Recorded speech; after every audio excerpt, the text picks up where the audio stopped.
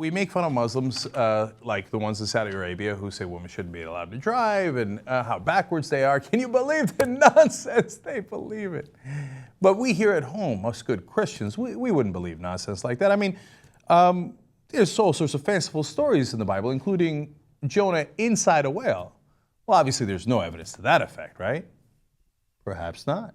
First of all, let's go to the introduction of a show that Fox News has on Sunday. I love the intro. Skepticism is on the rise, and in a recent poll, those questioning the Bible stands equal with those who believe the Bible. And 2/3 of the people, 48 and under, say that they're doubters.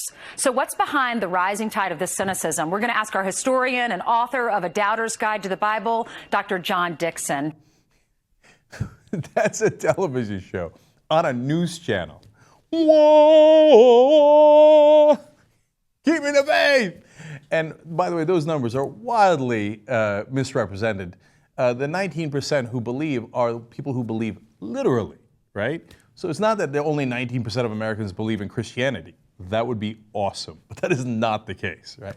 So, well, she's going to ask about Jonah the whale. That's Ainsley Earhardt. And so let's see what this Fox historian, we were just talking about earlier in the show, Saudi historians and how they make up stuff.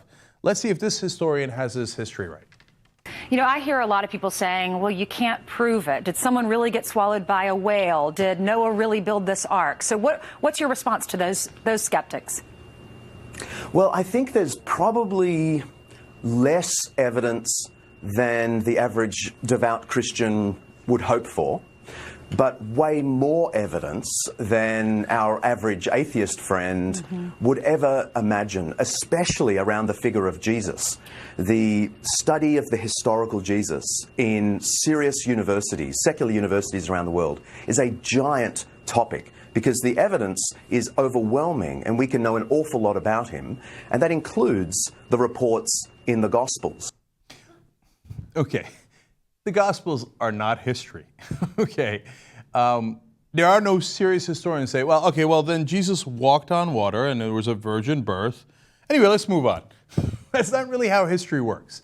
Now, it is a giant topic whether Jesus existed. You see that? It's a topic. They debate whether Jesus even existed. But let's put all that aside, say, okay, he's a historical figure, you want to believe that, God bless. Ironic. Okay. She also asked about Noah's Ark and Jonah being eaten by the whale and having a picnic inside. Really? There's more evidence to that effect than our atheist friends would concede? I'd love to see that evidence. I know, for Noah's Ark, oh, did you know it's on a mountain on top of Turkey, man? I saw it. Yeah, pretty sure it's not there. Okay, but if you've got any evidence, a shred of evidence, that Jonah is still inside the whale, I would love to know. We got to get that guy in. We got to get him out, I should say. God already put him in. I don't know, does the story end with him coming out? I forget. It does. Oh, thanks God. Okay, well, look, there's a lot of things us atheists can't explain. Tides go in, tides go out. Jonah goes inside the whale, Jonah goes outside the whale. We can't explain that. But I'm glad Fox brought on a historian to tell us the truth.